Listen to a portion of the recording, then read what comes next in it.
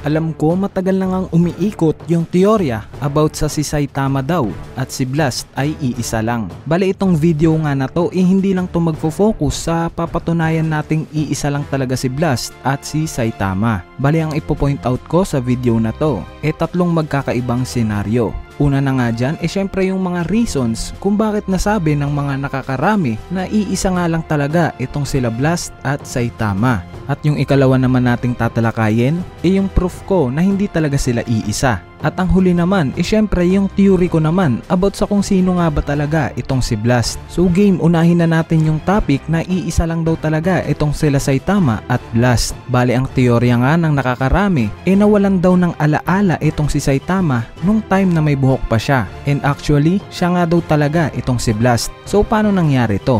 Ang theory nga ng nakararami pwedeng may nilabanan daw itong si Saitama noon na isang god level demon.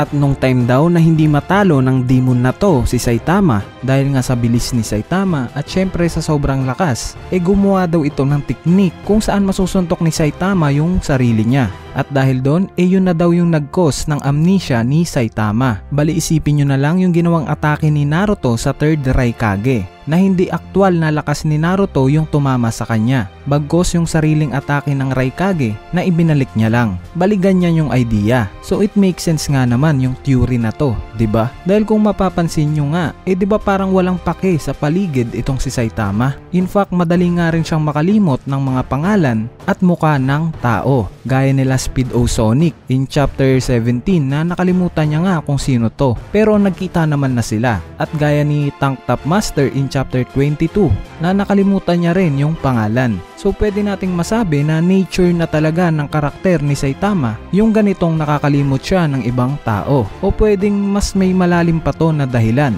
gaya ng nawalan siya ng alaala. Bali mapunta naman tayo sa downside na itong theory na to. At ito nga yung ikalawa nating topic. Bakit nga ba naniniwala akong hindi iisa itong sila Blast at Saitama? Syempre ang unang rason na nga dyan yung edad nila. Technically kasi nakita na ni Tatsumaki itong si Blast. Actually hindi naman niya talagang aktwal na nakita. Nakita lang natin. Pero narinig niya. And in that time nga 10 years old pa lang itong si Tatsumaki. And that time nga rin nakita nating grown man na itong si Blast. Meaning mga 20 plus years old na itong si Blast nung time na iligtas niya si Tatsumaki. And ipapaalala ko lang guys 18 years ago na nga nangyari to. So technically mga nasa 40 to 50 years old na ngayon itong si Blast kung susumahin natin. Bale ang naging reference ko nga dito yung mga data sa webcomic. Sa mga hindi nakakaalam sa webcomic nga nagmumula yung kwento sa manga. At sa manga naman nagmumula itong kwento sa anime. So basically yung original source na itong One Punch Man sa webcomic. Anyway ang pagkakadescribe nga sa webcomic ng katauhan na itong si Blast parehas nga daw kay Saitama. Gaya ng ginawa niya lang yung pagiging hero just for fun or hobby niya lang to. At gaya ni Saitama may day job nga rin daw itong si Blast. At nung time nga na nailigtas niya itong si Tatsumaki sinabi na itong si Blast na wag daw masanay na maghintay itong si Tatsumaki na may tutulong sa kanya kung sakaling may kalaban na dadating. Bali ang meaning lang niyan dapat matuto itong si Tatsumaki na iligtas yung sarili niya laban sa mas malalakas na monsters. In short, ito yung naging motivation ni Tatsumaki na mas lumakas. Kaya naman kung ano yung rank na itong si Tatsumaki ngayon, I'm sure ang naging motivation niyan yung sinabi ni Blast sa kanya 18 years ago. So nakita naman natin na yung nais iparating ng author netong One Punch Man dapat ang bawat hero ng Hero Association hindi dapat nagre-rely sa iisang hero lang gaya ni Saitama o ni Blast, bagkos dapat sila mismo o silang individual ang dapat na magtulong-tulong para makatalo ng malalakas na monsters. Anyway, ang isa pang ang magpapatunay na hindi talaga iisa itong sila Blast at Saitama yung nilabas ng webcomic about sa anak ni Blast na si Blue, which is 16 years old na nga ito. At itong si Blue nga yung number 1 hero ng Neo Hero. Bali kung gusto nyong malaman yung patungkol dito sa mga Neo Heroes, syempre i-like nyo na tong video na to.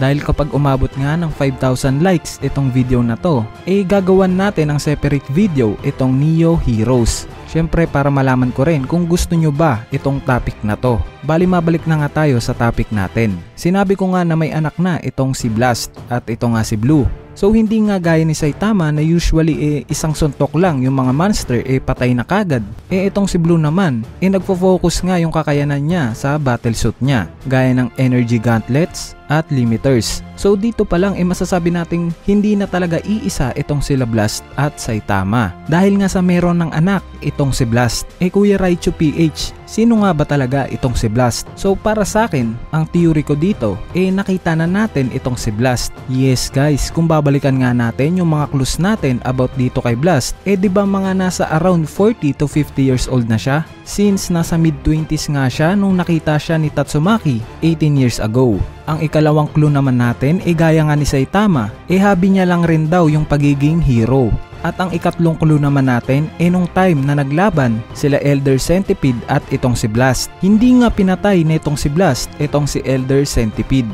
Bagkos hinayaan niya nga lang tong makawala para hulihin niya. Bakit? Malalaman nyo yung rason mamaya. So ang tinutukoy ko nga kung sino nga ba talaga itong si Blast. Ito nga yung fisherman na nakilala ni Saitama during chapter 47.2.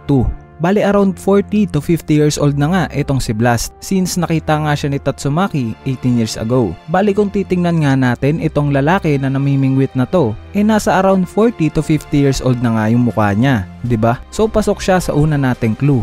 Ang ikalawa naman nating clue yung hobby nga lang rin daw ni Blast yung pagiging hero. So kapansin-pansin nga sa panel na to na sinabi ng fisherman na parang hobby nga lang rin daw niya itong pangingisda since sobrang bored nga daw niya. At yung huling clue naman natin yung idea na pinakawalan ni Blast si Elder Centipede imbis na patayin niya to. So sa pag-uusap nga na itong matandang mangingisda na to at si Saitama, nakita natin nung nakahuli ng isda itong matanda na to, pinakawalan niya rin to. Bakit? Dahil sinabi nga ng fisherman na to na ang tawag daw sa ginawa niya catch and release. Meaning papakawalan niya yung isda para mag-grow daw ito ng mas malaki. At pag dumating na daw yung time na mas malaki na to, syempre mas may laban na to sa kanya kapag uhulihin niya na to ulit. So it makes sense. Magkakaroon nga naman ng challenge, 'di ba? So what I'm trying to say, pwedeng kaya pinakawalan ni Blast itong si Elder Centipede noon, dahil sa catch and release na pananaw na itong si Blast. Maybe we assume na maliit pa noon itong si Elder Centipede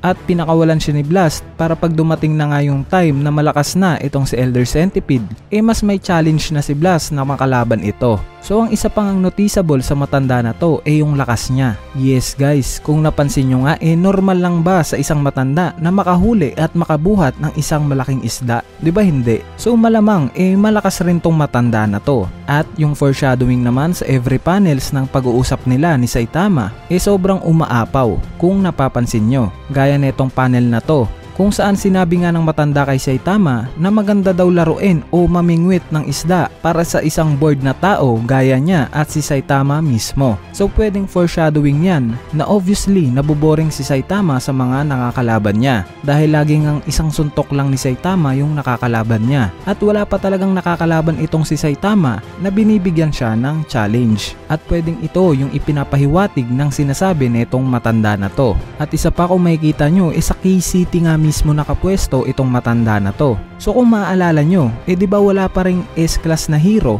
ang nakapwesto dito sa K-City? At isa pa tingin ko sinadyang lagyan ng sombrero itong matanda na to para na rin hindi natin agad siya ma-recognize as Blast. At last, yung reaksyon niya sa pagpatay ni Saitama dito sa isang Sea King. Normal nga lang yung naging reaksyon niya na parang wala lang. At sa huli, sinabi pa nga niya na parang bored lang itong si Saitama gaya niya. So pwede nating i-assume na siya si Blast. At para sa kanya, wala ng challenge yung mga monster na nagpapakita. Dahil nga may mga bagong heroes na kaya naman silang tapusin. Kaya ano pang magiging sense nun kung pupunta pa siya at tatalunin niya lang itong mga monster na to nang walang kahirap-hirap. In short, ang gusto netong si Blast challenge. Challenge na may makaharap na kayang tapatan yung lakas na meron siya. At tingin ko once na mas makilala niya pa itong si Saitama, I'm sure sila yung maglalaban sa dulo. And that's it. Yan na nga yung theory ko about sa kung sino nga ba talaga itong si Blast. So kung sakaling na-enjoy nyo tong video na to, wag na kayong mahiyang pindutin yung like button. Dahil napakalaking tulong na nga niyang like nyo para sa ating channel. At syempre wag nyo na rin kalimutang pindutin yung subscribe button para lagi kayong updated pag may bago tayong upload na video. So yun lang. Peace.